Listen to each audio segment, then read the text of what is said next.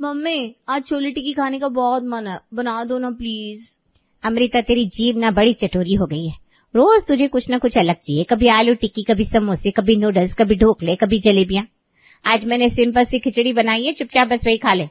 इश, मुझे नहीं खाने खिचड़ी विचड़ी, ये बीमारी वाला खाना मुझे नहीं भाता।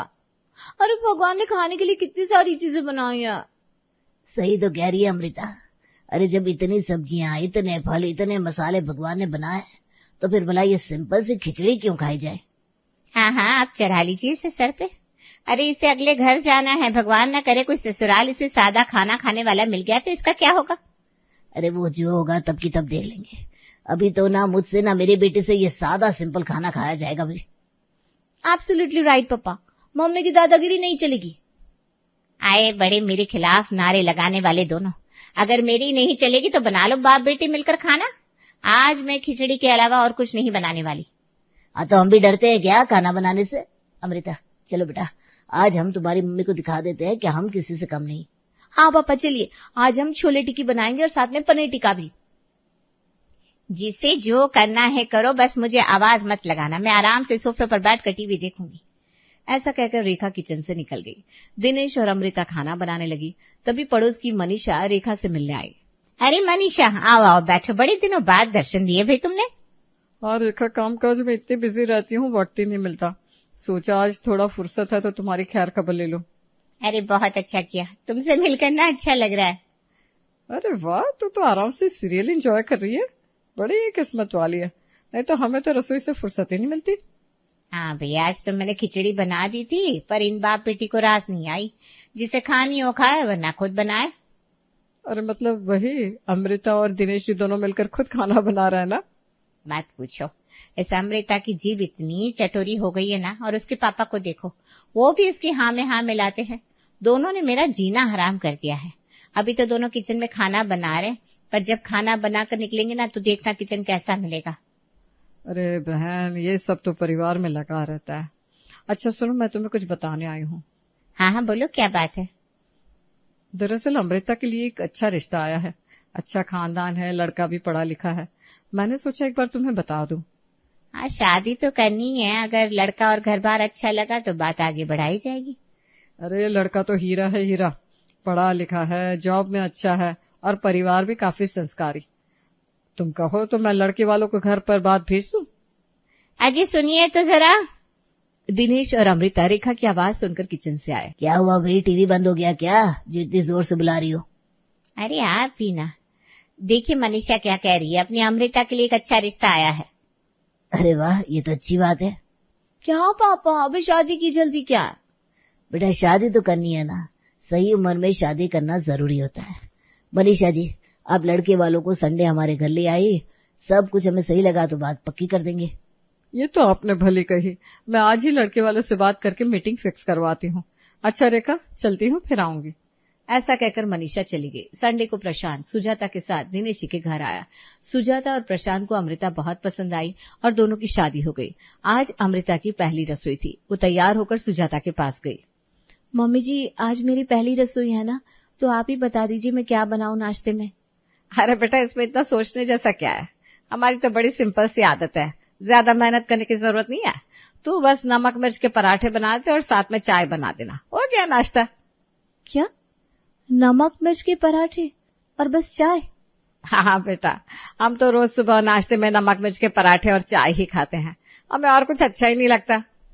हे भगवान, मेरी पहली रसोई है और मैं सिर्फ नमक मिर्च का पराठा बनाऊं। इतनी सारी डिशेस होती है दुनिया में और यहाँ बोल रहे हैं सिर्फ पराठे बना दो। अरे बेटा, क्या सोच रही हो इतना, प्रशांत और नीरज भी यही खाकर खुश हो जाते हैं। जाओ जाकर पराठे बना लो। हाँ बेटा। ठीक है मम्मी जी, मैं बस जाकर पराठे बना लेती हूँ। अमृता को अजीब तो लगा पर उसने कुछ कहा नहीं। वो रसोई में जाकर पराठे बनाने लगी। हे भगवान, मेरी सहेलियों की पहली रसोई में इतना शाही खाना बना था और मैं यहाँ नमक मिर्च का पराठा बना रही हूँ।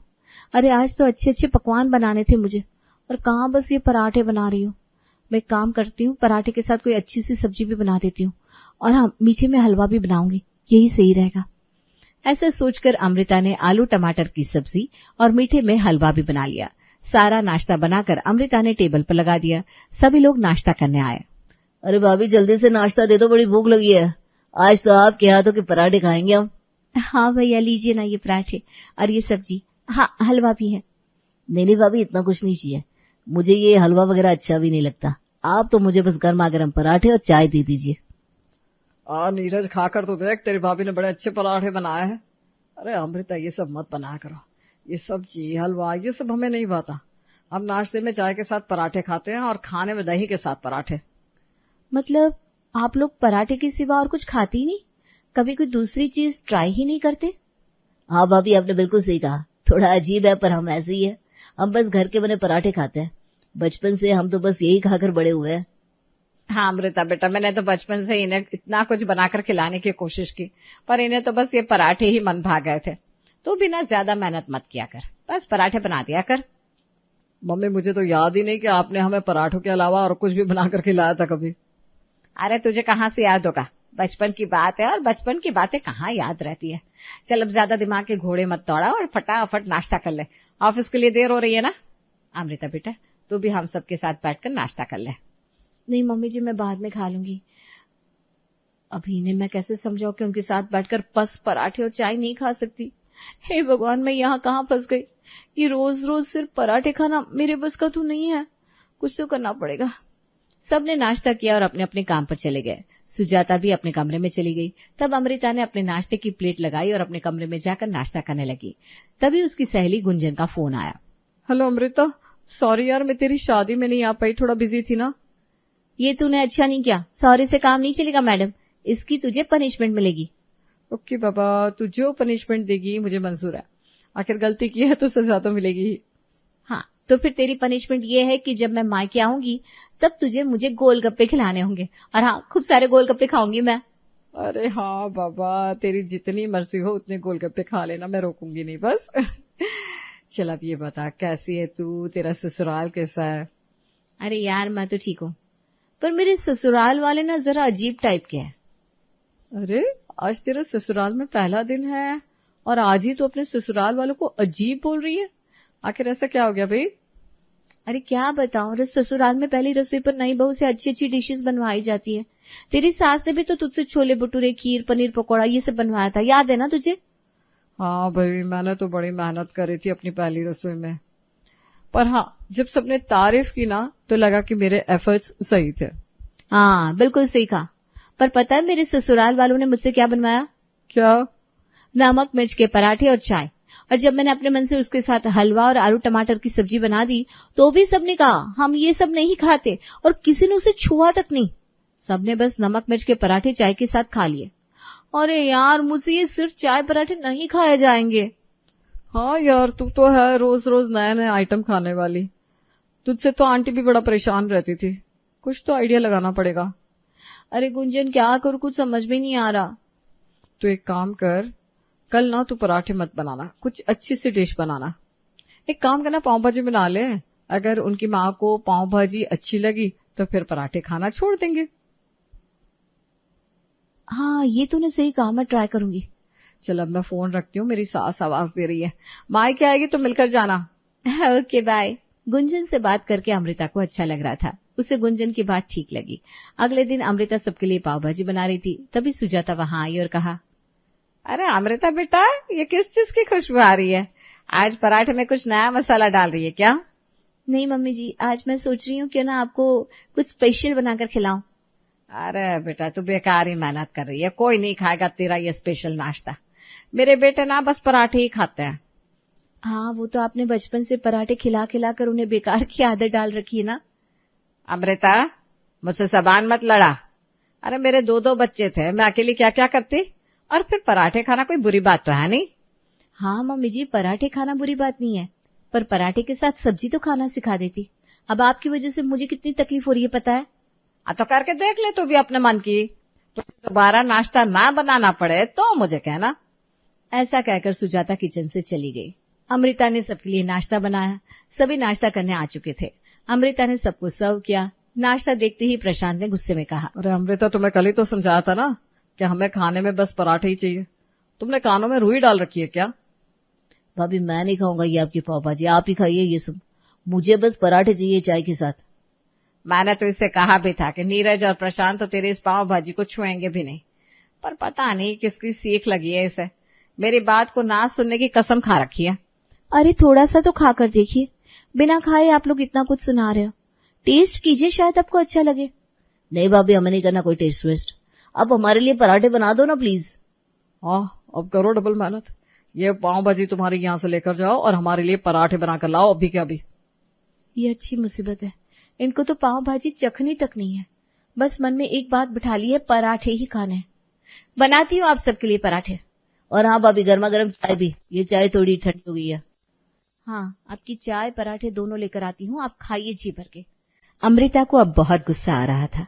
आए भी क्यों ना, आखिर उसे डबल मेहनत जो करनी पड़ रही थी। एक तो उसने इतने प्यार से सबके लिए पाव भाजी बनाई थी और ऊपर से सबने इस पर बहुत गुस्सा किया था। अमृता ने पराठा चाय बनाया और सबको सर्व किया। हाँ, ये हुई ना बात, अब खाकर मजा आएगा। इन पराठों में जो स्वाद है ना, वो दुनिया की किसी चीज में नहीं है। हाय, कितने अच्छे बच्चे हैं मेरे, इधर उधर की चीज खाती ही नहीं, वरना कुछ लोगों की जीभ तो बहुत ज्यादा ही चटोरी होती है। मैं सब समझ रही हूँ मम्मी जी का इशारा किस तरफ है। अरे एक तो खुद के आलस के कारण बेटों को पराठों की आदत डाल रखी है, वो और कुछ खाते नहीं और इन्हें सुनाने का मौका मिल जाता है। ऐसे में भला मैं कैसे जीऊंगी यहाँ। अमृता उदास होकर बाहर जाकर खड़ी थी, तभी पड़ोस की शीला आंटी ने उसे देखा और कहा, अरे क्या बात है बेटा, इतनी उदास क्यों लग रही है? घर पे कोई बात हो गई है क्या? नहीं आंटी, कुछ नहीं, बस ऐसे। कोई बात तो है। देख, तू मुझे बता सकती है, मैं किसी से नहीं कहूंगी, और मुझे बताने से तेरा मन हल्का भी हो जाएगा। अब क्या बताऊं शीला आंटी, यहाँ घर में सब पराठों के अलावा और कुछ खाते ही नहीं। मैंने सोचा कुछ अलग बना देती हूँ। आज मैंने पाव भाजी बना दी उनके लिए, इन सब ने मुझे इतना सुना दिया और किसी ने चखा तक नहीं, फिर मुझे सबके लिए पराठे बनाने पड़े। अरे ये तो गलत है। पर बेटा, मैं तो तब से देख रही हूँ जब प्रशांत और नीरज छोटे थे। अरे तेरी सास से काम नहीं होता घर का, सारा दिन बस बड़ी बड़ी बातें करवा लो, बस बच्चों को पराठे बनाकर खिला देती। धीरे धीरे प्रशांत और नीरज को वही आदत लग गई। वो सब तो ठीक है आंटी, पर उनकी लगाई आदत ने मेरी जिंदगी झंड करके रख दी है। अरे मुझसे नहीं खाए जाते ये दिन रात पराठे, पर क्या करूं, अगर खुद के लिए कुछ बना लो तो ज्यादा बन जाता है और वेस्ट जाता है, क्योंकि घर पे तो सिर्फ पराठे ही खाते हैं सब। हाँ, तो बीच का कोई रास्ता सोचना बेटा। अरे तुम आजकल की लड़कियां तो बहुत स्मार्ट होती हो, कुछ ऐसा करो जो एक ही चीज में दोनों निपट जाए। हाँ शीला आंटी, मैं समझ गई आपकी बात, और मुझे पता है अब मुझे क्या करना है। अब मैं खिलाती हूँ इन्हें पराठे और मेरे लिए भी कुछ बना लिया करूंगी। शाबाश बेटा, मुझे तुझसे यही उम्मीद थी। सोचो तो क्या नहीं हो सकता। थैंक यू आंटी, आपसे बात करके मुझे बहुत अच्छा लगा और आइडिया भी मिल गया इस प्रॉब्लम से बाहर निकलने का। अरे बेटा, पड़ोसी ही तो पड़ोसी के काम आते हैं। तुझे जब भी मेरी जरूरत हो बस बोल देना। मैं तेरे लिए कुछ ना भी कर सकूं, पर आपस में बात करके कोई हल तो निकाल ही सकते हैं। हाँ आंटी, आपने सही कहा। अच्छा मैं चलती हूँ, बहुत काम है। हाँ जा बेटा, मैं भी जाकर अपना फेवरेट सीरियल देख लेती हूँ। शीला आंटी से बात करके अमृता के मन में जो आइडिया आया था उससे वो बड़ी खुश थी। अगले दिन अमृता खुशी खुशी खाना बना रही थी। आज तो मेरा ढोकला खाने का बड़ा मन कर रहा है। एक काम करती हूँ, खुद के लिए ढोकला बना लेती हूँ और इनके लिए बना देती हूँ पराठे। आज अमृता ने अपने लिए ढोकला बनाया और सबके लिए पराठे बनाए और टेबल पर लगा दिया। सभी खाना खाने आ गए थे। अमृता ने सबके लिए प्लेट लगाई, सब खाने लगे। जैसे ही एक ने वाला मुंह में लिया, नीरज बोल उठा, अरे भाभी, ये क्या बना दिया है? ये पराठे रोज की तरह क्यों नहीं लग रहे? अरे यार, क्या डाल दिया है पराठों में ऐसा? पराठे बनाना भी भूल गई हो क्या? अरे बहू, इसके अंदर तूने कुछ पीला पीला सा भर रखा है, क्या है ये भाई? किस चीज का पराठा बना दिया तूने? आप लोगों को पराठे खाने थे तो मैंने पराठे बना दिए हैं। अब रोज बस इसी तरह के पराठे मिलेंगे, इससे आप भी खुश और मैं भी खुश। मतलब मैं समझा नहीं, इसमें तुम्हारी खुशी कैसे आई? तुम्हें तो पराठे बिल्कुल पसंद नहीं है। हाँ, तो मैंने कब कहा कि मैं पराठे खाऊंगी? पर मैंने आप लोगों के पराठे और मेरे नए नए खाने के बीच का रास्ता ढूंढ निकाला है। अरे भाई, ये क्या पहेलियां बुझा रही हो अमृता? साफ साफ बताओ, तुम्हारे दिमाग में आखिर क्या चल रहा है और तुमने इस पराठे में आखिर भरा क्या है? मैंने ढोकले के पराठे बनाए हैं और बस अब से रोज कुछ न कुछ भरकर ही पराठे बनाऊंगी। पर क्यों? हमसे किस जन्म का बदला ले रही हो भाई?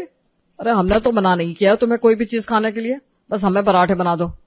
देखिए, सीधी सी बात है, मैं दिन रात पराठे नहीं खा सकती आप लोगों की तरह। अपने मायके में भी मैंने कभी एक तरह का खाना नहीं खाया। अब तो तुम खाओ ना अलग अलग तरह का खाना, तुम्हें किसने रोका? नहीं, किसी ने नहीं रोका। अब मैं अपने अकेले के लिए कुछ बनाऊंगी तो ऑब्वियस बात है कि बच ही जाएगा, और वेस्ट करने से अच्छा है कि मैं उसे आप लोगों के पराठे में भर दूं। इस तरह आप लोगों के पराठे भी बन जाएंगी और मेरे लिए अलग टाइप का खाना भी। इससे आप भी खुश और मैं भी खुश। पर भाभी ये तो कोई बात नहीं हुई। अरे आपकी वजह से हम क्यों कॉम्प्रोमाइज करें? हमें तो हमारे बस नमक मिर्च वाले पराठे दे दो। हाँ भाई, ये तो सरासर तानाशाही है। अब इसे तानाशाही समझिए या फिर कुछ और, घर में अब तो यही बनेगा। आज ढोकले के पराठे बने हैं तो कल हो सकता है नूडल्स के पराठे बने। हाँ, ये पक्का है कि मैं आपको पराठे जरूर खिलाऊंगी, चाहे किसी भी चीज के हो। चलिए अब अपना नाश्ता एंजॉय करिए, मैं अपना नाश्ता एंजॉय करती हूँ। अमृता की इस बात पर अब कोई क्या ही बोल सकता था। अब सबने अपना अपना नाश्ता किया, किसी ने ढोकला खाया, किसी ने खाए ढोकले के पराठे, और अब ये रोज का था। रोज अमृता खुद के लिए कुछ बनाती और उसे पराठे में भरकर घर वालों के सामने पेश कर देती। वो कहावत तो आपने सुनी होगी, अंगूर लोमड़ी के हाथ नहीं आए तो अंगूर खट्टे हैं। ऐसी ही है हमारी शीतल जी, जिनसे खुद कोई काम जब ठीक से ना हो तो गलती उनकी नहीं, ना ना ना ना, बल्कि उस काम की है। अब शादी से पहले तो उसके मायके वालों ने उसकी इस आदत को अपनी बेटी समझकर बर्दाश्त कर लिया, लेकिन अब शीतल जी आ गई हैं अपने ससुराल में, और ससुराल में तो बहू की गलतियों पर किस तरह ध्यान दिया जाता है ये तो आप जानते ही होंगे। तो चलिए देखते हैं कि क्या ससुराल आती ही शीतल अपनी ये आदत सुधार लेती है, या फिर उसे सुधारने के लिए उसके ससुराल वालों को ही कुछ तिकड़म लगानी पड़ती है। हे भगवान, क्या सुबह सुबह हर रोज ये घर की साफ सफाई का काम आ जाता है। जब मैं घर में नहीं आई थी तो अच्छा भला काम करने के लिए मेड रखी हुई थी, लेकिन मेरे आते ही घर से मेड को निकाल दिया।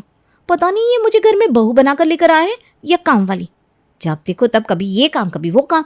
आज तो पूरे ड्राइंग रूम की अच्छी तरह सफाई करनी है। चल शीतल चल, जल्दी से लग जा काम पर, ऐसे बैठकर नहीं चलेगा। वैसे शीतल की ये बातें सुनकर आपको लग रहा होगा, आहा कितना काम करती है ये शीतल। पर नहीं जी, वो ऐसी नहीं है। शीतल डस्टिंग के लिए कपड़ा उठाकर जल्दी जल्दी से सारी सफाई करने के चक्कर में इतनी तेज तेज हाथ चलाती है कि इस चक्कर में उसके हाथ से उसकी सासू माँ का फेवरेट वैज नीचे गिरकर टूट जाता है। अरे क्या हो गया बहू, ये इतनी तेज आवाज किस चीज की थी? आवाज? कैसी आवाज? अच्छा हाँ, वो आवाज वो ना इस वाज की थी, यहाँ पर रखा था टूट गया, और कुछ नहीं। क्या मम्मी, ये आपका फेवरेट वाज था, लेकिन भाभी ये कैसे टूट गया? यहाँ पर तो आप सफाई कर रही थी, कहीं सफाई करते हुए तो नहीं टूट गया? अरे मेरे सफाई करने की वजह से ये कैसे टूट सकता है? वो तो ये सफाई करते हुए बीच में रखा हुआ था। आपको पता है ना, सफाई करते हुए कोई सामान बीच में रखा हो तो वो गिर कर टूटता ही है। पता नहीं किसने इसे यहाँ पर रखा था। अगर वो यहाँ पर नहीं रखा होता तो कभी गिर कर टूटता नहीं। लेकिन भाभी वैस तो हमेशा यहीं पर रखा रहता है, और आपने ही तो इसे यहाँ पर रखा था। क्या? मैंने नहीं तो, मैंने इसे यहाँ पर नहीं रखा। मुझे लगता है तुमने इसे यहाँ पर रखा था। अब तुम्हें डांट ना पड़े इसलिए तुम सारी बात घुमाकर मुझ पर ला रही हो ना। लेकिन माँ जी बहुत समझदार हैं, वो तुम्हारी बातों में नहीं आएंगी, है ना माँ जी?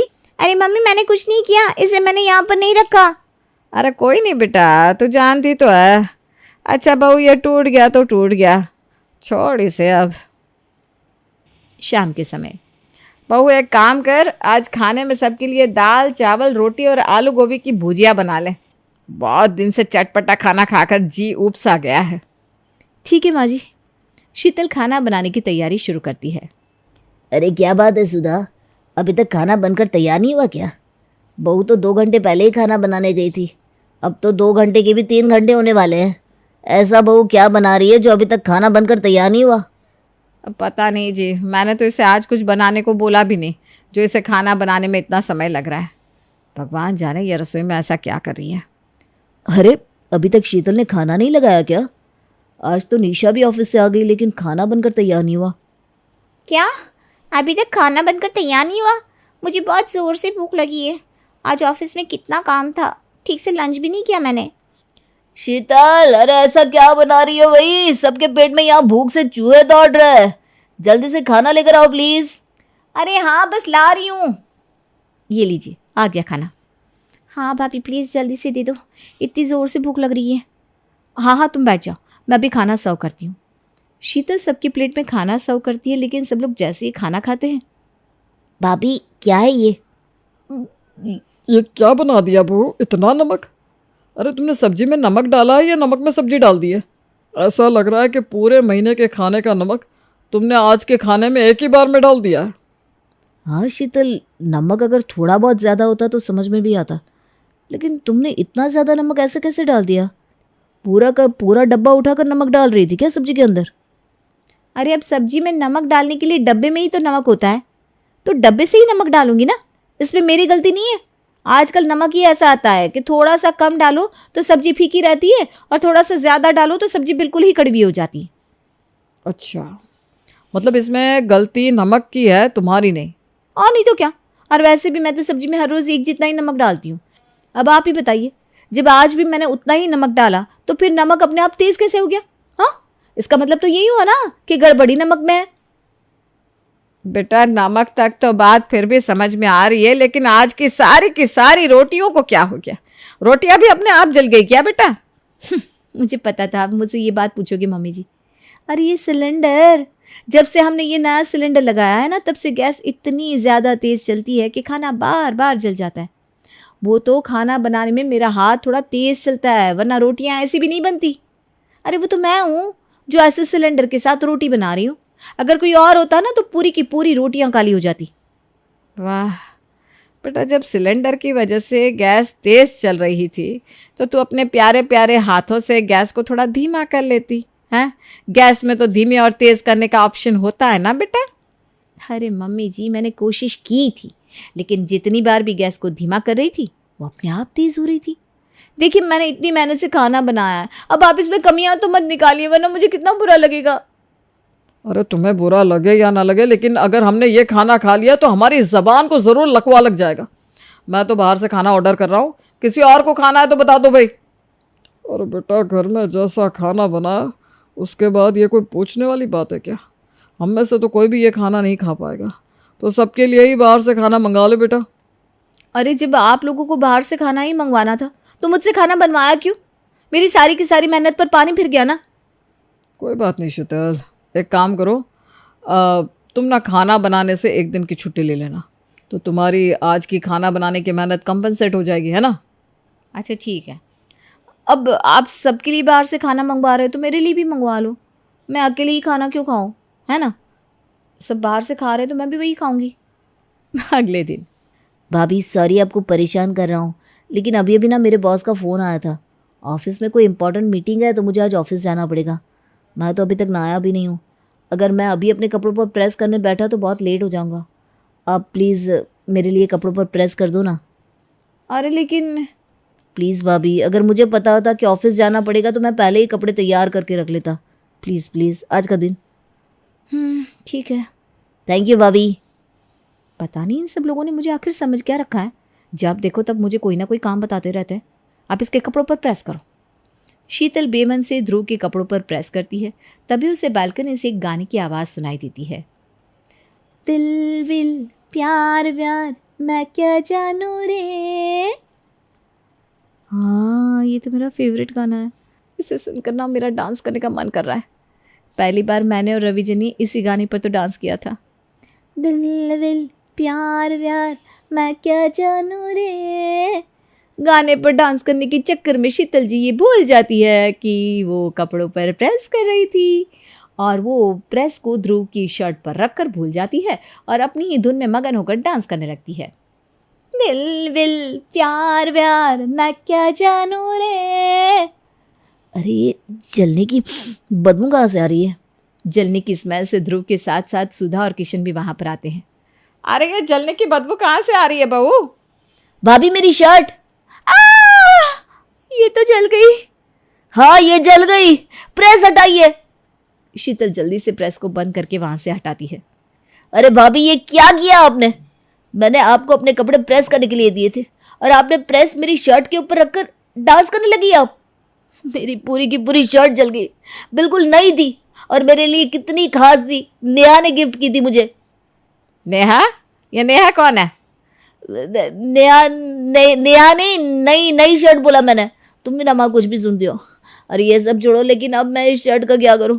भाभी आपको डांस ही करना था तो शर्ट को प्रेस करने की बात कर लेती या फिर प्रेस को बंद ही कर देती।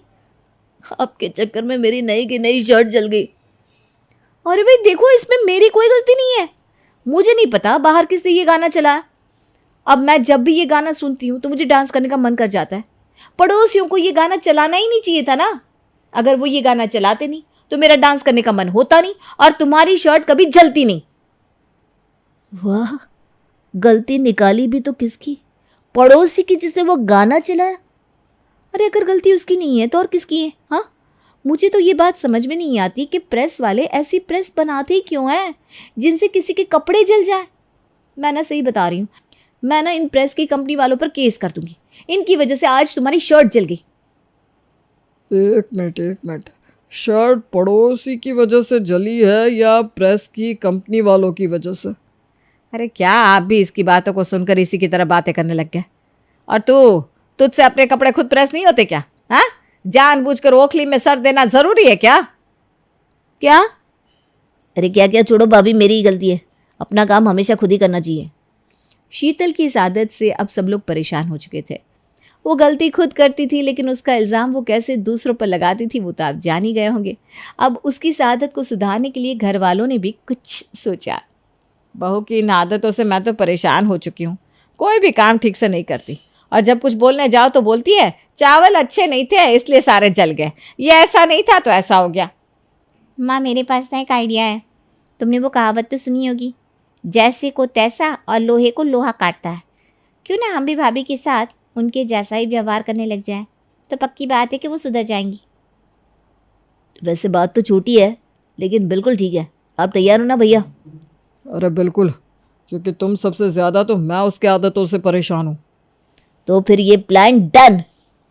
अगले दिन, अरे माँ जी, मैंने बाथरूम में धोने के लिए कपड़े इकट्ठे करके रखे थे, लेकिन अब तो बाथरूम में कोई कपड़े नहीं है।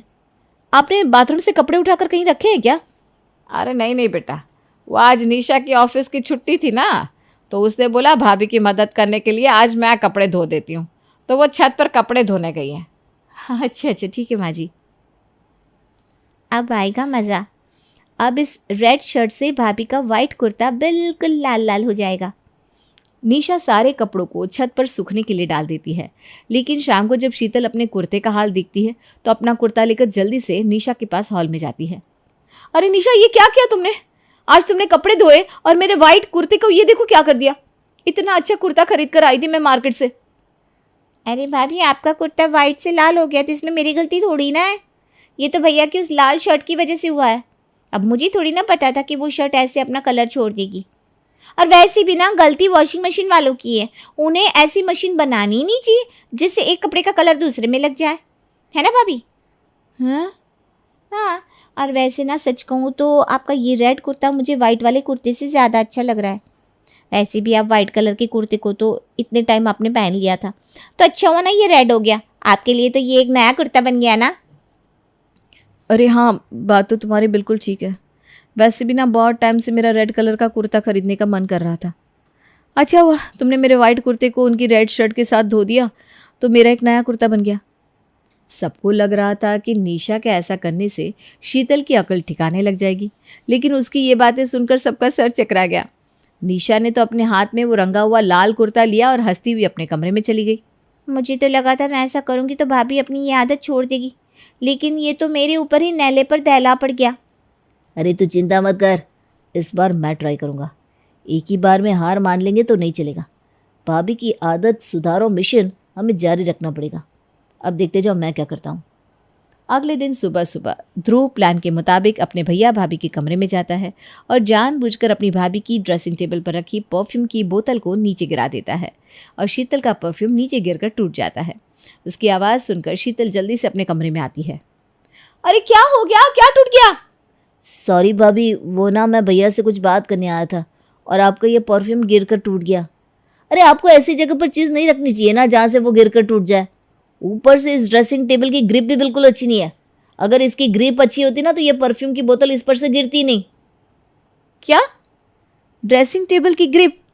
और नहीं तो क्या भाभी, इसकी वजह से आपका परफ्यूम टूटा है, वरना अगर इसकी ग्रिप अच्छी होती तो ये कभी गिर कर टूटता ही नहीं। गंदा ड्रेसिंग टेबल है ये, बेचारा आपका परफ्यूम टूट गया। अरे कोई बात नहीं ना, अच्छा हुआ ये परफ्यूम गिरकर टूट गया। वैसे भी ना मुझे इसकी खुशबू बिल्कुल अच्छी नहीं लगती थी। मैं तो यही सोच रही थी कि जल्दी से जैसे तैसे ये परफ्यूम बस खत्म हो जाए ताकि मुझे दोबारा लगाना ही ना पड़े। अच्छा हुआ तुमसे टूट गया। कहाँ घर वाले शीतल को सुधारने चले थे और बार बार अब उनका ही मिट्ठू मिट्ठू पोपट हो रहा था। फिर उन्होंने सोचा, ऐसा कर करके तो हम बहू को सुधारने से रहे, इससे तो अच्छा है कि एक बार हम उसके घर वालों से ही बात कर लें। अब तो वही उसे सुधार सकते हैं। आप समधी जी को फ़ोन करके यहाँ बुला लीजिए ना। तुम ठीक कह रही हो, मैं अभी समधी जी को फ़ोन करके उनसे बात करता हूँ। किशन शीतल के पापा को फ़ोन करता है और उन्हें घर पर आने के लिए निमंत्रण देता है। मैंने तो समधी जी को फ़ोन करके अपना काम कर दिया, अब आगे का काम तो समधी जी आकर अपने आप ही कर लेंगे। घर वाले ये सोच सोचकर बहुत खुश हो रहे थे कि शीतल के मम्मी पापा आकर उसे समझाएंगे और वो उनकी बात समझ जाएगी। अगले दिन घर की डोरबेल बजती है। टिंग डोंग। लगता है मम्मी पापा आ गए, मैं गेट खोल कर आती हूँ। अरे आप क्यों तकलीफ लेती हो भाभी, मैं गेट खोल कर आती हूँ। निशा खुश होकर जल्दी से गेट खोलने जाती है, लेकिन शीतल के पापा जैसे ही घर के अंदर आने लगते हैं तो जल्दबाजी में अंदर आने के चक्कर में घर के दरवाजे से ही उनकी टक्कर हो जाती है। ये दरवाज़ा किसने लगाया यहाँ? इसके चक्कर में खामखा टकरा गया मैं। कारपेंटर को दरवाज़ा थोड़ा उस तरफ लगाना चाहिए था ना। शीतल की ससुराल वालों की तरह अब तो आपको भी समझ में आ गया होगा कि शीतल के अंदर आखिर ये आदत आई कहाँ से। हमने तो सोचा था कि समधी जी आकर इसे समझाएंगे, लेकिन यहाँ तो समधी जी इससे भी 4 कदम आगे निकले। वो सच ही कहते हैं, इंसान की कुछ आदतें कभी सुधारी नहीं जा सकती। ये कहानी शुरू होती है ट्रेन के सफ़र से, जहाँ मोना अपने ससुराल वालों के साथ एक नए शहर जा रही थी। एक बात तो किसी ने सच कही है, कभी सरकारी नौकरी वाले से शादी मत करना, वरना पूरी जिंदगी यहाँ से वहाँ, वहाँ से यहाँ करने में ही निकल जाएगी। अच्छा, मुझे तो कुछ और ही पता है। ऐसा क्या पता है तुम्हें? नहीं, बस याद आया कि जब मैं प्रिपरेशन कर रहा था तब तो तुम कुछ और ही कहती थी। मोहित, जान लगाकर एक बार बस सरकारी नौकरी ले लो, उसके बाद हम दोनों की लाइफ सिक्योर हो जाएगी। रिटायरमेंट के बाद भी अच्छी खासी मोटी पेंशन आएगी, रिटायरमेंट के वक्त एक मोटा अमाउंट आएगा, हर 7 साल में तुम्हारा ट्रांसफ़र होगा, तो ऐसे पूरा देश घूम लूँगी मैं। वर्ड्स ज़रा भी ऊपर नीचे नहीं है, बिल्कुल एग्जैक्ट वर्ड्स बता रहा हूँ। यही कहती थी ना तुम। मैं तो हिम्मत हार चुका था, पर तुम मुझे प्राइवेट नौकरी करने ही नहीं देती थी, क्योंकि तुम्हें सरकारी नौकरी करने वाला पति चाहिए था। हाँ, तो मुझे क्या पता था कि घर का सारा सामान ले लेकर बार बार मुझे यहाँ से वहाँ से यहाँ जाना पड़ेगा। महीनों लग जाते हैं एक घर बसाने में, और उसके बाद फट से तुम कहते हो तुम्हारा ट्रांसफ़र हो गया। बात तो सही कह रही है मोहित, अभी तो तुम दोनों के बच्चे नहीं हैं, पर जब बच्चे हो जाएंगे तो वो स्कूल भी तो जाएंगे, और हर बार ऐसे तेरा ट्रांसफ़र होता रहेगा तो क्या तू बच्चों की स्कूल भी बदलवाता रहेगा? पढ़ाई का कितना नुकसान हो जाएगा। बस बस मम्मी, कहाँ तुम बच्चों की पढ़ाई तक पहुँच गई। अब से ये प्रॉब्लम नहीं होगी मम्मी, मैंने बात कर ली ऑफिस वालों से। भगवान चाहेगा तो ये बार बार का ट्रांसफ़र अब रुक जाएगा। ऐसे भी ये मेरा 3रा ट्रांसफ़र है। इसके 2 टके की नौकरी के कारण बार बार मेरे दोस्तों का साथ छूट जाता है। क्या ज़रूरत थी मुझे भी यहाँ से वहाँ ले जाने की। मैं रहता अपने घर पर आराम से, जहाँ बचपन गुजरा, जवानी गुजरी, वहाँ से नए शहर ले जाया जा रहा है मुझे। इस उम्र में आदमी आराम करना चाहता है, वहाँ मुझसे भागदौड़ करवाई जा रही है। अरे कैसे रहते वहाँ पापा? मम्मी तो मेरे साथ आ रही थी, अकेले रह लेते तो आप खाना कैसे खाते? अरे देख लेता ना मैं, पता नहीं कैसे मन लगेगा मेरा इस नए शहर में, कैसे पड़ोसी होंगे भगवान जाने। आप भी तो ज़रा सोचिए गायत्री जी, अगर अगल बगल में आपको कोई सहेली नहीं मिली या अच्छी काम वाली नहीं मिली तो कैसे मन लगेगा आपका? हर जगह पड़ोसी होते पापा, पूरे मोहल्ले में सिर्फ एक हमारा ही घर नहीं होने वाला। और मैंने तो सुना है मोहल्ला अच्छा है, मोहल्ले के अगल बगल वाले भी बहुत मिलनसार हैं। आप फिक्र मत कीजिए, सब अच्छा हो जाएगा। और छोटी मोटी बहस और नाराज़गी के बावजूद 24 घंटे के सफ़र को पूरा करके मोना अपने ससुराल वालों के साथ अपने नए घर पहुंचती है, जहां उनको गाड़ी से उतरता देख विदुषी अपने घर से बाहर निकलकर पड़ोसी विमला के घर का दरवाज़ा खटखटाती है। अरे विमला जी, जब मसाला मिलने का वक्त होता है तब तो आप घर के अंदर दरवाज़ा बंद करके बैठ जाती हैं। जल्दी बाहर आइए, देखिए कौन आया है मोहल्ले में। बगल वाला घर लग गया है ना किराए पर, बोला तो था मैंने। तो ये लोग आए हैं इस घर में, घर देखते आए हैं लगता है। कोई घर देखने के लिए इतने सारे लोगों के साथ इतना सामान लेकर थोड़ी ना आता है भाभी। और इतना ही पता करना है तो शाम तक रुक जाइए, सब खबर लग जाएगी। छोटा ही परिवार है। हमारे ज़माने में तो 2 जेठ, 2 जेठानी, 4 ननंदे, कम से कम 15-20 लोगों का जमावड़ा रहता था घर पर। इन्हें देखो कोई दिक्कत ही नहीं है। मैं ज़रा सा मिलकर आती हूँ। हाँ। और मोना के परिवार वाले उनके नए घर के अंदर पहुंचते उसके पहले ही विदुषी उनके घर के दरवाजे पर खड़ी हो जाती है। नमस्ते जीजा जी, नमस्ते दीदी। तो आप लोग आए हैं इस घर में, तभी मैं सोचूं इस घर की सफाई क्यों करवाई जा रही है। हाँ आंटी, ये घर हमने किराए पर लिया है। मेरा ट्रांसफ़र इस शहर में हुआ है और मुझे ऑफिस के पास ही कोई घर चाहिए था, इसलिए। बिल्कुल सही किया बेटा। यहाँ से तो स्टेशन भी बगल में है, होटल भी और अस्पताल भी। और घर भी ना अंदर से बड़ा सुंदर है। मैं तो भाई यहाँ आती जाती रहती थी, अंदर से अच्छी तरह से देखा हुआ है। इसके पहले जो किराएदार थे ना, उनसे मेरे बहुत अच्छे संबंध थे। जैसे ही मेरे से बातचीत शुरू हुई, उन्होंने अपना खुद का घर खरीद लिया और इस किराए के घर को छोड़कर चले गए। अपने मुंह से अपनी तारीफ नहीं करना चाहती मैं, पर जिन लोगों से मैं दोस्ती कर लूँ ना, जिनके भी घर पैर रख दूँ, उनकी किस्मत खुल जाती है। बस वो ज़मीन सोना उगलने लगती है। इतनी धूप में ये आंटी चाट क्यों रही है? ज़रा सा मैनर्स भी नहीं है इनमें। कोई इतने दूर से ट्रैवल करके आया है और इनका अपना ही चल रहा है। अच्छा आंटी, हम आपसे शाम में मिलते हैं। हाँ। और ठीक शाम होते ही मोना के दरवाजे पर होती है दस्तक। हाथ में एक कटोरी में 2 रसगुल्ले लिए विदुषी उनके दरवाजे पर खड़ी होती है। बताओ, यहाँ भी किसी की नींद भी नहीं खुली और ये आंटी आकर खड़ी हो गई। आंटी आप, वो घर इतना बिखरा पड़ा है ना, आप देख ही सकती हैं। सोफ़ा तक नहीं लगाया है हमने अभी तक। अरे तो मैं कौन से पर आई हूँ बेटा, आजकल तो पड़ोसी ही असली रिश्तेदार रह गए हैं। मेरा क्या है, मैं तो इस चेयर पर बैठ जाऊँगी। तू आ ज़मीन पर बैठ जा बेटा। तभी कमरे से मोहन को आता देख विदुषी उनके पास जाती है। अरे जीजा जी उठ गए आप। ये देखिए रसगुल्ला लेकर आई हूँ मैं। आज ना बड़े दिनों बाद मैंने रसगुल्ले बनाए थे। इतने सारे रसगुल्ले लाने की क्या ज़रूरत थी आंटी जी आपको? मजाक करता है क्या? वो क्या है ना जीजा जी, मैं तो 100 पीस रसगुल्ले ले आऊँ, पर आज के ज़माने में सभी को शुगर की बीमारी हो रखी है और जवान बच्चे चीनी का कुछ भी खाना नहीं चाहते। और आपके घर पहली बार खाली हाथ तो आ नहीं सकती थी, इसलिए 2 रसगुल्ले लेकर आ गई। बिल्कुल सही किया आपने विदुषी जी। और मोहन ये कहता ही है कि विदुषी वो दोनों रसगुल्ले मोहन के मुंह में डाल देती है। तभी गायत्री हॉल में आती है। जीजा साली का मजाक दीदी। चलिए चलती हूँ मैं। गायत्री के आते ही विदुषी हंसते हुए वहां से चली जाती है। सही कहा तो मोहित ने, मिलनसार है इस मोहल्ले के लोग। धीरे धीरे मोना अपना ससुराल फिर से सजाना शुरू कर देती है। एक सुबह मोना सभी के लिए नाश्ता बना रही थी कि विदुषी मटकती हुई उनके घर आ जाती है और सीधा रसोई में चली जाती है। और बहू क्या बना रही हो? अरे आंटी जी, आप बिल्कुल सही वक्त पर आई हैं। आप भी खाने के लिए बैठ जाइए ना, मैं सभी को नाश्ता परोस रही हूँ।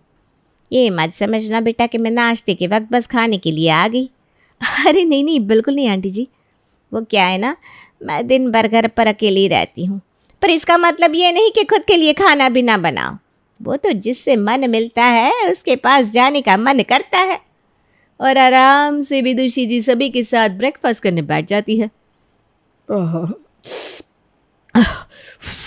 लगता है पोहे में मिर्च ज़्यादा हो गई है बहू। मुझे भी देखिए कितनी मिर्ची लग रही है। ये क्या कर दिया बहू तुमने? हम सब उम्र दराज लोग हैं, ध्यान रखना चाहिए ना। पर विदुषी, पोहे में मिर्च तो है ही नहीं। इन्होंने गलती से मेरी प्लेट ले ली है जिसमें मैंने ऊपर से कच्ची हरी मिर्च डाली है। अच्छा मेरा नाश्ता हो गया। वो क्या है ना, 2 चम्मच से ऊपर मैं खाती नहीं। वैसे बोलना तो नहीं चाहिए दीदी, पर कभी कभी बहू के काम में आप ज़रा हाथ बटा दिया कीजिए। जब से आई हूँ देख रही हूँ वो बेचारी अकेले ही रसोई संभालती है। इससे क्या होगा ना कि आपकी भी हड्डियाँ जाम नहीं होंगी और बहू को भी मदद मिल जाएगी। और बस चुगलखोर विदुषी मोना के कानों में अपनी बात डालकर चली जाती है। एक रात मोहित और मोना डिनर के लिए बाहर जाते हैं और गाड़ी का हॉर्न सुनते ही विदुषी दरवाजे पर आ जाती है। सीधा विमला का दरवाज़ा खटखटाती है। बताइए विमला जी, दिन भर सभी के सामने मोना सती सावित्री बनती है, सूट पहनती है और पीठ के पीछे देखे कैसे जीन्स पहनकर घूमने निकल गई। अरे तो आप मुझे क्यों बता रही है भाभी? ये जाकर अपनी सहेली गायत्री जी को बताइए। वैसे भी आजकल आपका आधा वक्त उन्हीं के घर में बीतता है। हाँ तो बिल्कुल बताऊंगी, मुझे किसी का डर है क्या? और कुछ भी मत बोला कीजिए विमला भाभी, मुझे तो खुद सांस लेने का वक्त नहीं है। वो तो गायत्री देवी ज़बरदस्ती मुझे बुला लेती है। क्या करेंगी वो भी, बुढ़ापा चीज़ ही ऐसी है। अब बहू को फुर्सत है नहीं सास के साथ बैठने की, तो वो बेचारी कहीं तो जी घबराएगा ना उसका भी। और अगली सुबह जब गायत्री बालकनी में कपड़े सुखाने जाती है, उसे देखते ही विदुषी कहती है, रात को घूमते फिरते हैं आप लोग, अच्छा है। बच्चों ने तो आपको और जीजा जी को भी बोला ही होगा साथ चलने पर आप दोनों गए नहीं होंगे ना, प्राइवेसी। मैं कुछ समझी नहीं विदुषी। छोटा मुंह बड़ी बात कह रही हूँ दीदी। इस तरह शादी के बाद बहू का कभी जींस पहन कर, कभी वन पीस पहन कर रात को घूमने जाना अच्छा नहीं लगता। और ऐसी कौन सी बात है जो पति पत्नी को अकेले ही करनी है? कहीं अलग होने की तो नहीं सोच रहे दोनों? अगर आप दोनों साथ चले जाते तो कौन सा 10,000 का बिल आ जाता है? खैर मुझे क्या, इस बारे में मुझे तो कोई जानकारी नहीं है विदुषी। मैं पूछती हूँ बहू से। पैसे बच्चे हैं, घूम भी रहे हैं तो क्या गलत है। पति के साथ ही तो गई थी, कोई दोस्त या किसी अजनबी के साथ थोड़ी ना चली गई थी। यहाँ तो दाल नहीं गली। अच्छा मुझे शायद कोई आवाज़ दे रहा है, मैं चलती हूँ। हाँ बस इसी तरह कभी विदुषी मोना का साइड लेकर उसकी सास के खिलाफ उसके कान भरती, तो कभी गायत्री को उसकी बहू के खिलाफ भड़काती। ऐसे ही एक शाम चाय पीने के बहाने विदुषी गायत्री और मोहन के पास जाती है और मोना की गैर मौजूदगी में उसकी सास से कहती है, वैसे एक बात मुझे आपसे पूछनी थी गायत्री दीदी, आपकी कोई बेटी नहीं है क्या? मेरा मतलब 2 महीने से आप लोग यहाँ रह रहे हैं ना, नए शहर में शिफ्ट हुए हैं। अगर बेटी होती तो आती ज़रूर। बेटी नहीं है क्या? अरे विदुषी जी, बेटी है ना, पर वो बेचारे को वक्त ही नहीं मिल रहा, वरना वो ज़रूर आती। यही कारण है ना जीजा जी? कहीं ऐसा तो नहीं कि भाभी और ननद में बनती नहीं है? नहीं ऐसा क्यों होगा, मैं भी ना बेकार में कुछ सोच रही हूँ। पर वो क्या है ना, ज़माना ही आजकल ऐसा हो गया है। हमारे ज़माने में तो 4 ननदें होती थी, एक जाती दूसरी आ जाती। पर मोना बहू का अच्छा है, ले दे के एक ननद, वो भी बेचारी आती नहीं। कहीं इस विदुषी की बात में दम तो नहीं? कहीं ऐसा तो नहीं कि मोना और प्रिया में किसी बात पर अनबन हो गई हो? अब मैं अभी आई। हाँ, गायत्री सीधा उठकर अपनी बहू के पास रसोई में जाती है। तेरी कोई बात हुई है क्या प्रिया से? ऐसे तो वो बिना मुझसे मिले रह नहीं सकती, पर इस बार 2 महीने हो गए, ना वो ज़्यादा फ़ोन करती है ना ही आने की बात करती है। नहीं तो मम्मी जी, मेरी तो कोई बात नहीं हुई दीदी से। क्यों, कोई बात हुई है क्या? नहीं, माना तो बिजी रहती है, पर वो तेरी ननद है, वो भी इकलौती। अगर वो फ़ोन नहीं करती तो तू सामने से फ़ोन कर लिया कर। बस ये कहकर जैसे ही गायत्री रसोई से निकलती है, मौके का फ़ायदा उठाती हुई विदुषी रसोई में चली आती है। क्या हुआ बहू, तेरा मुंह क्यों लटका हुआ है? नहीं आंटी जी, ऐसी कोई बात नहीं है। तुझे तेरी आंटी की कसम, क्या मैं तेरी माँ जैसे नहीं हूँ बेटा? मुझे भी दिखता है कैसे 24 घंटे तू रसोई का काम संभालती रहती है। सबके जीवन में दुख होता है बेटा, इंसान का दिल कभी भर भी आता है, तभी तो वो किसी के पास जाकर अपना दिल खाली करेगा। पर तुझे तो वो सहारा भी नहीं मिल रहा। मैं रसोई के बाहर थी तो मैंने सारी बात सुन ली। अरे मुझे समझ में नहीं आता गायत्री दीदी की बुद्धि को क्या हो गया है। क्या उन्हें दिखता नहीं तू कैसी है? अरे तू ऐसी है ही नहीं जो अपनी ननद से किसी बात पर बैर करेगी। पर क्या कह सकते हैं, विनाश काले विपरीत बुद्धि। सास ससुर खुद ऐसी बात छेड़ते हैं और फिर बहू को बुरा बता देते हैं। और इस तरह आखिरकार दोनों सास बहू के बीच में खटाश तो विदुषी ने पैदा कर ही दी थी। रात के खाने के टेबल पर हर वक्त चहचहाने वाली मोना ना ही एक लफ्ज़ कहती है और ना ही गायत्री। आज तो घड़ी की टिक टिक भी सुनाई दे रही है पापा। बड़ा शांत शांत सा है घर का माहौल। मुझे तो लगता है हमने गलत जगह घर ले लिया। यहाँ तो कोई ज़्यादा आता जाता ही नहीं। अरे क्या बोल रहा है बेटा, 1 नंबर घर है। ऐसा घर तो मिलते ना मिले। अरे पड़ोसी भी काफ़ी अच्छे हैं, हमारा बहुत ख्याल रखते हैं। पड़ोसी नहीं पापा, सिर्फ विदुषी जी। मुझे ऐसा क्यों लग रहा है कि कोई तो बात हुई है, वरना आप दोनों एक साथ खड़े रहकर चुप कैसे हैं, मुझे समझ में नहीं आ रहा। मेरा हो गया। सिर्फ 1 रोटी गायत्री जी, इतना कम तो आप नहीं खाती। आजा बहू, तू भी खाने पर बैठ जा। बात कुछ सुनना होता है पापा जी, उसी से ना आजकल पेट भर जाता है मेरा, खाने की ज़रूरत नहीं पड़ती। अब मोहित को अंदाजा लग जाता है कि इस सास बहू के बीच में कुछ तो खिचड़ी पक रही है।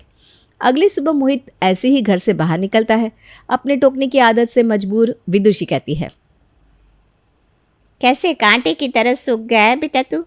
सही से खाना वाना नहीं खिलाती क्या मोना तुझे? इसमें उसकी भी क्या गलती है, सभी का देखना पड़ता है उसे। कोई बात नहीं, मैं भी तेरी भाभी की तरह हूँ, मेरे पास आकर खा लिया कर।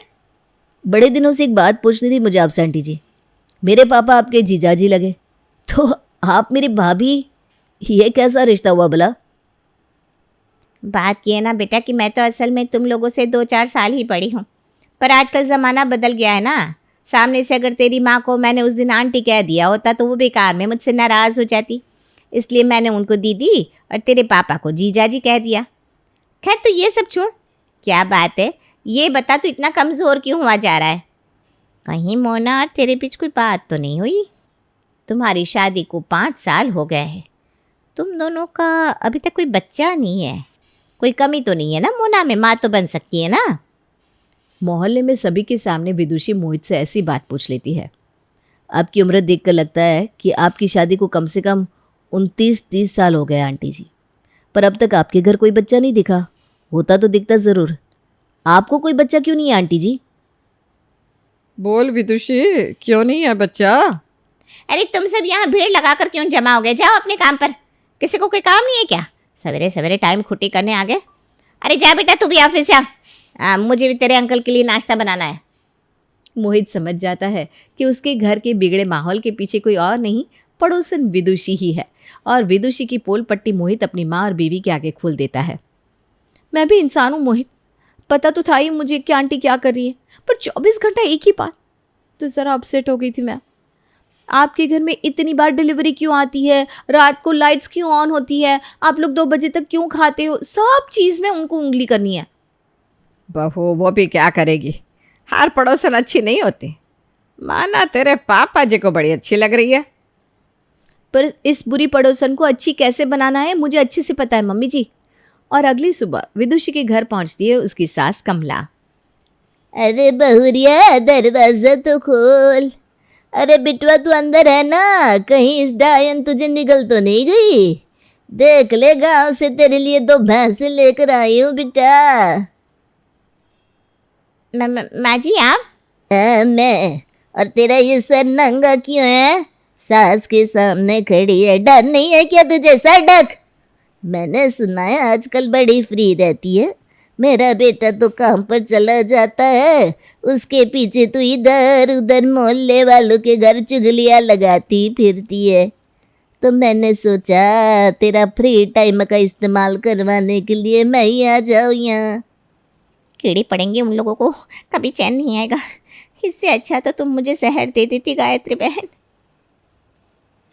तो फिर आंटी जी अब मोहन भैया भी कह दीजिए एक बार। हर कुछ इस तरह अपने नए मोहल्ले की नई पड़ोसन विदुषी को मोना बिल्कुल ठीक कर देती है।